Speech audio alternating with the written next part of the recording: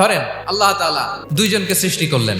উদাহরণস্বরূপ একজনের নাম আব্দুল্লাহ আর একজনের নাম আব্দুর রহমান। সৃষ্টির পরে আব্দুল্লাহকে বললেন, আব্দুল্লাহ, আমি জানি তুমি পৃথিবীতে 50 বছর হায়াত পাইতা, খুব ভালো কাজ করতে, তুমি দুনিয়াতে অনেক ভালো কাজ করতে, এটা আমি আগেই জানি, আমার অসীম জ্ঞান বলে আমি আগে থেকেই জানি। তো যাও, তোমার এইমাত্র সৃষ্টি করলাম, যাও তুমি জান্নাতে ঢুকে যাও। আর আব্দুর রহমান, তুমি পৃথিবীতে খুব খারাপ কাজ করতে, এটা আমি জানতাম, তুমি সীমা লঙ্ঘন করবা, অন্যায় করবা, অপরাধ করবা, তুমি জাহান্নামী হবা, যাও।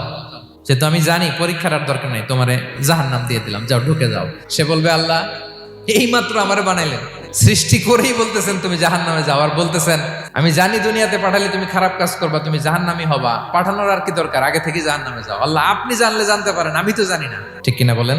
সে বলবে, না আল্লাহ আপনি ভুল বলতেছেন, এই দুনিয়াতে পাঠাইলে আমি খুব ভালো কাজ করতাম, এজন্য আল্লাহ তাআলা পরীক্ষার আয়োজন করেছেন, যাতে করে তুমি জেনে যাও যে পৃথিবীতে তুমি কি করেছো।